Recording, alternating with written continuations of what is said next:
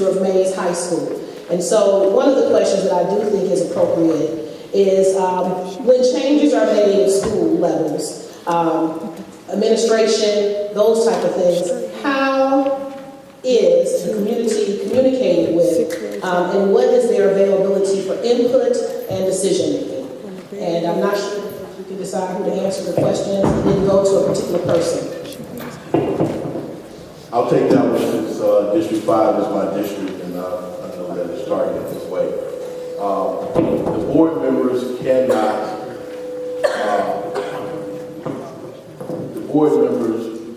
are not involved in any personnel matters. The community, because of the very nature of personnel, are not involved in personnel matters. Personnel matters cannot be discussed with anyone other than that individual. So neither the community nor the board will have any input on personnel matters, be it teachers, staff, principals, central office, or whatever, because it is a personnel matter, and therefore, by law, there is no communication, public communication in regards to those things. This question is related to transparency. Again, it has some ramifications related to Dr. Smith, but it has a second part of it that talks about transparency and what is the goal of the board to be transparent about the plans, the future plans about our schools in the city of Atlanta, and how, I'm trying to reword it, and how is the consideration or approval considered from stakeholders? Okay, I'm trying to make it work here. Okay, so the question is talking about decisions being made, and it talks about transparency, and this person felt that decisions are being made without transparency and consideration or approval from stakeholders. And so the question is, how do we consider transparency when it relates to decisions that are being made on individual schools and approval from the stakeholders? I just want to know what type of decisions are you referring to, because that depends on who needs to answer that question. Well, again, remember, a lot of these questions are related to what's happening here at Mays. And so I'm trying to get a piece of it. We're going to, and all of us will answer it the same way. Any personnel matters the board cannot discuss, because it is a personnel matter which is from the office of the superintendent. And because it is a personnel matter, it cannot be discussed, have any type of conversation in regards to it, because it's a personnel matter. Let me reword this then. What is the board's policy or thinking around transparency, and what is the board's thoughts and consideration on approval from stakeholders regarding anything?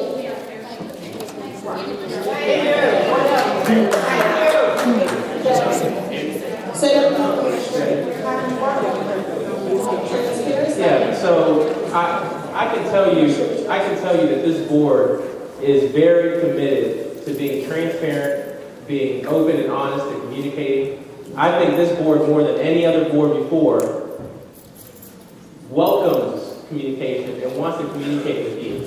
And let me be clear. When it comes to transparency, I know there's a thought that there was a lack of transparency from the board as it relates to the personnel issue in question here, but we don't have anything to hide here. We do not deal with personnel issues unless it is the superintendent himself. So that's what we need you to deal with. We need you to deal with the superintendent on the fact that the community is not happy with some of the decisions that we hear are coming down the pipeline. Right. So as elected representatives, we're here to tell you that we need you to voice to the superintendent that we're not happy. So here's what I need you for all of those that have any questions, comments, or whatever in regards to this matter. I left some business cards up by the parent liaison, raise your hand, who wasn't introduced because I think Dr. Smith spoke earlier and she didn't get to stand up and say that she was here. But there's business cards up there So what I need you to do, so that we can have a paper trail for yourself and for me, if you have any concerns, not only on this matter, but if you have any concerns, I need you to send them via email so that we have a paper trail, so that we are required to respond back to you on matters, on issues. Now, you may not get the answer that you want, but you will get a response. But, you know, when we're sitting in these events, sometimes we hear a lot of different things, and I can tell you that we're probably not going to remember all of these things. We're going to write a lot of stuff down. But if you have something that you want addressed or answered, put it in an email, which means now you have a paper trail leading to me or to any of the other board members, and then we can actually forward that to the powers that be and require them to respond. So that way you have an answer and we have an answer.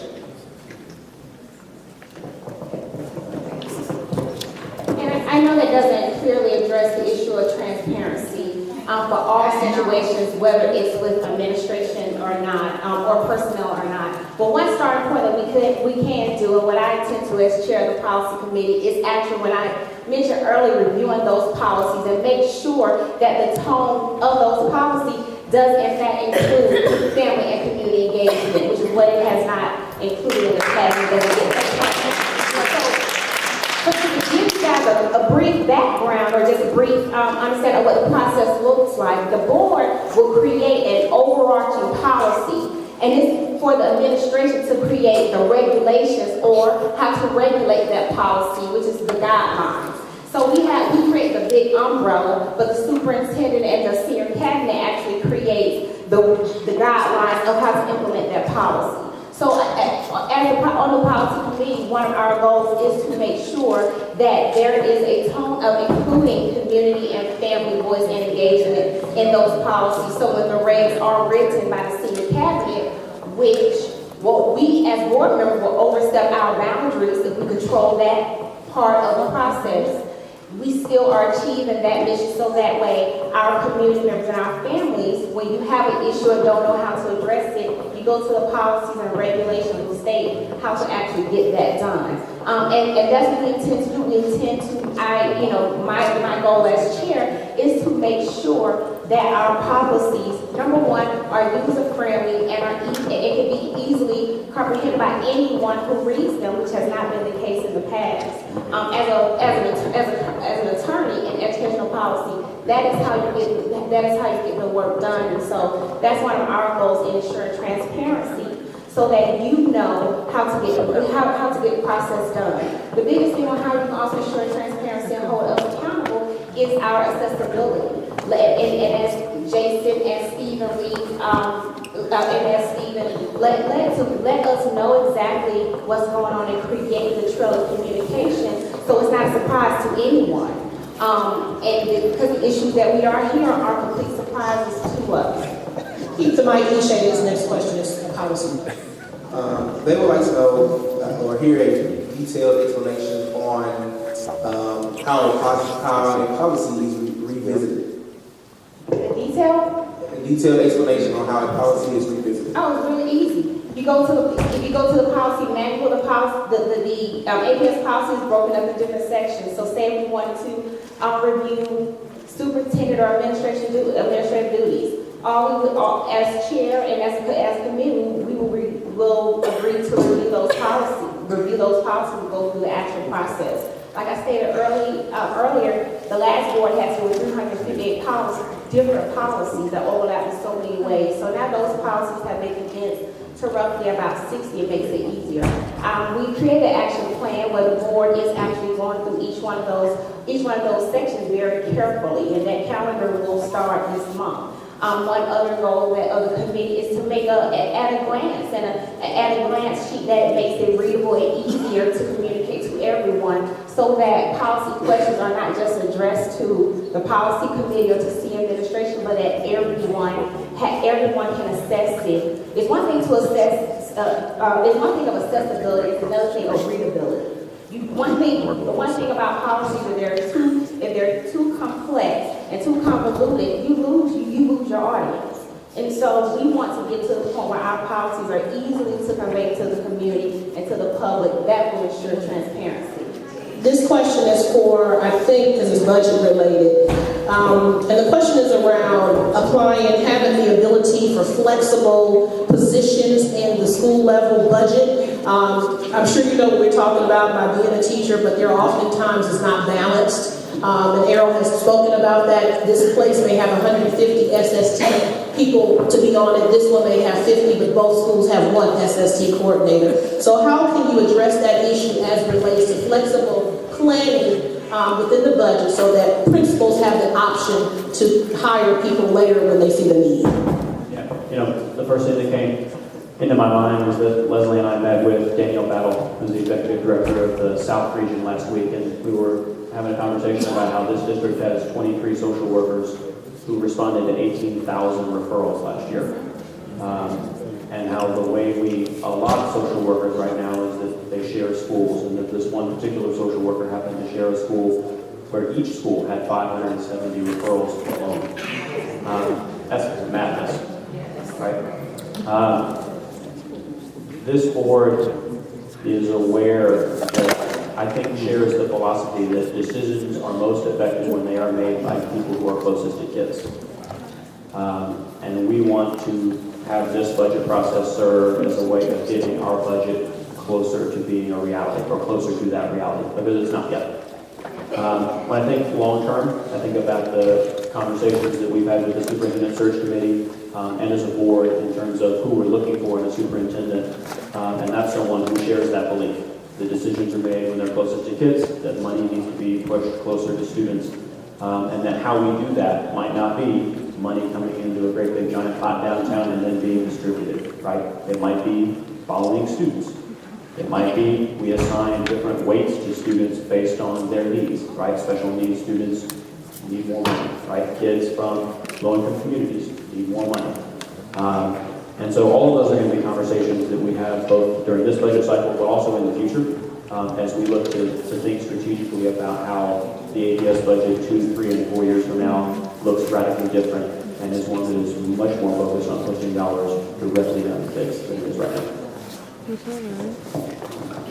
something that we talked about, and you did get some additional information on this that I hope we can just share widely, though, is we voted last meeting to have enter into a contract with Georgia State University.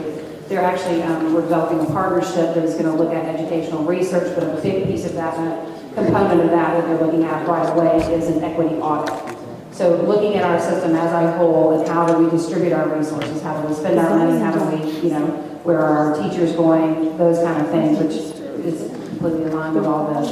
But that's something I don't think has ever been done with, an earnest attempt in APS. It will, just because of the timing of it, probably affect the next budget cycle more, but I think that the way that we all are starting to think about things will be a lot more equitable. Thank you. This question, I guess, for anybody.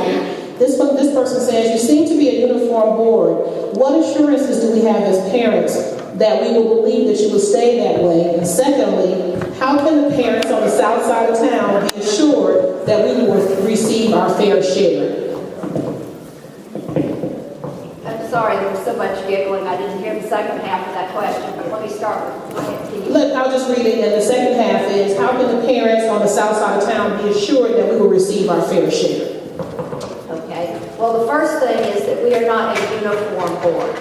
We are, however, a highly collaborative and respectful board. These are, as I said a little earlier, 8 of the brightest, most passionate, and most dedicated people it has ever been my privilege to work with. And we don't always agree. We have different perspectives. Some of us are parents. Some of us are teachers. Some of us are alumni. We have different experiences in our own lives and in our own backgrounds. We have different philosophies of what needs to happen in Atlanta Public Schools. However, what we are all committed to is making sure that every single child gets the best possible education. And so what we are doing right now is not rubber stamping. It's not drowning out minority or majority voices. We really don't have minorities and majorities. That's not to say that we always agree. that would be almost as bad as the fighting that we've had in the past. What we do, however, is listen to our communities, we listen to one another, and then we work together for the benefit of every child.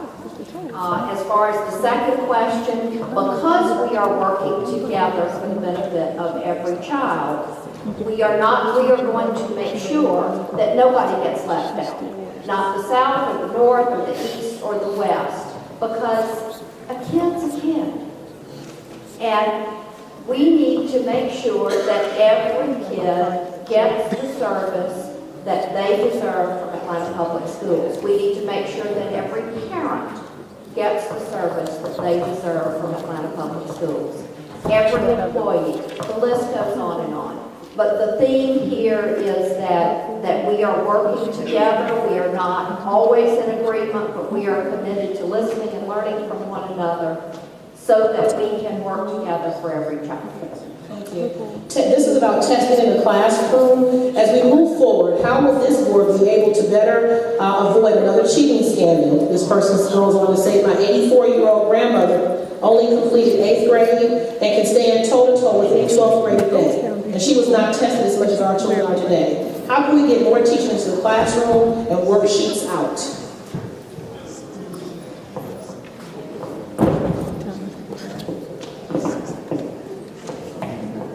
Shauna, the first portion of your the question, As we move forward, how is the board able to avoid another cheating scandal? I think a lot of that lies in the superintendent that we select and the testing security, and also that we hold the administration accountable to ensure the testing security, the testing measures, security measures that are actually in place.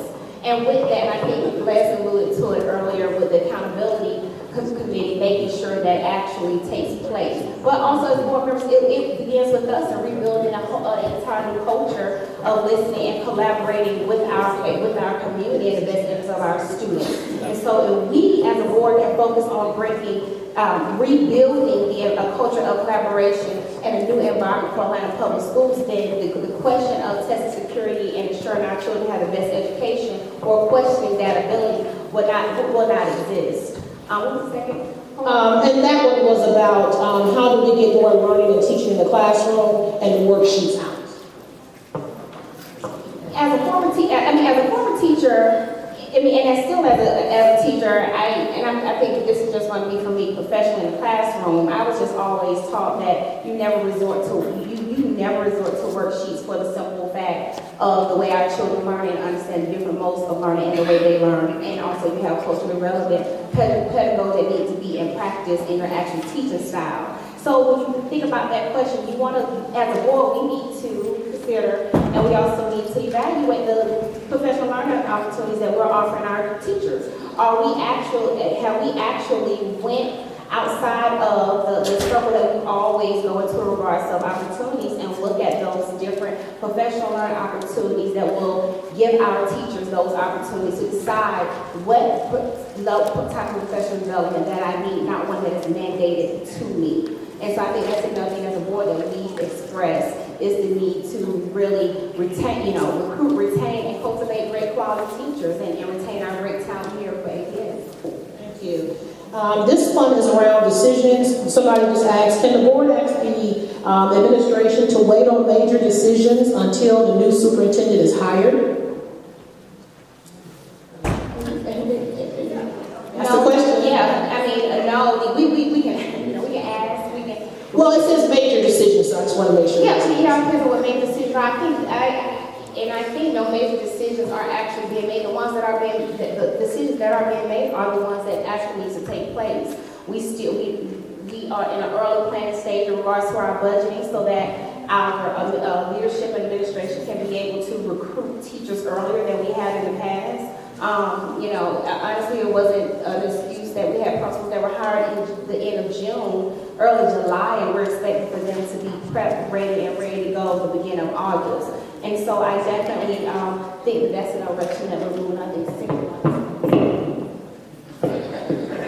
I also think we need to take into consideration the fact that while we expect to have a new superintendent joining us sometime in June or thereabouts, depending on the way things eventually pan out. Much of the planning for the next school year really has to take place before that. So there are important decisions which have to be made now and before the new superintendent comes on board, so that we can have everything in place, be ready to go on day one. We appreciate Superintendent Davis' willingness to do that and to do some planning so that we're not scrambling and trying to fill holes well into the fall of next year.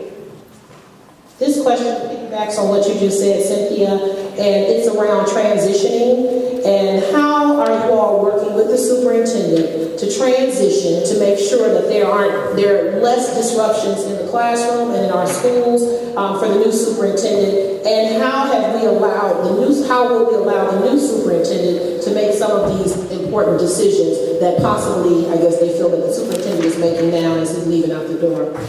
Well, as I just said, it's important to go ahead and make some of these now so that we can plan and have everything in place on day one in August. As for allowing the new superintendent to make decisions, we hope and expect that the new superintendent will have years to make important decisions.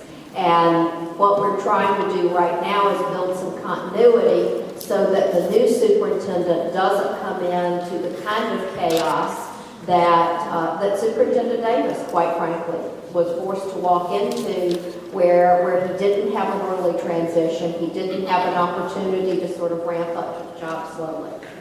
This is from an elementary school parent, and what he or she says is students excel more with giving organized timely breaks to socialize with their peers and exercise on playgrounds. It stimulates their brain activities, what they're saying. Some schools don't have playgrounds. Is there a budget line item to build adequate facilities to improve school climate and morale? And let me just add this piece to it. When other ideas or programs are being considered to reduce stress levels of teachers, staff, and students to meet performance goals in a balanced climate. Not sure about that one. I thought that was a piece of it. But talk about the budget for the... I'll answer it two ways. One is that I will make it a point to ask tomorrow morning for the list of schools that don't have playgrounds and an explanation on how we are moving forward to fix that. And to the second part of that question, I'll stick around afterwards and we'll be happy to talk more in depth with whoever with that. Okay, wonderful. While the board cannot speak... Also, in our conversations with candidates for superintendent, we make sure to talk to them about their philosophy for kids socializing and art and all kinds of opportunities for kids to spend time together and develop that way. And we have amazing candidates who appreciate the need for kids to get together in a setting that is not necessarily inside an academic classroom. And I think that's exciting because during the years that No Child is Left Behind, we've gone dramatically towards test-focused instruction. And I think we have candidates that are going to help us move back to where it needs to be. Thank you. This one, while the board cannot make and speak about specific personnel matters, does the board approve or not approve the administration personnel matters? We do not approve, we don't approve or disapprove. Talk about the process a little bit, just so they'll understand the gains and loss. From the board perspective, there isn't, unfortunately, much of a process. We do not vote on any personnel matters except for the superintendent. The superintendent is the person we vote for.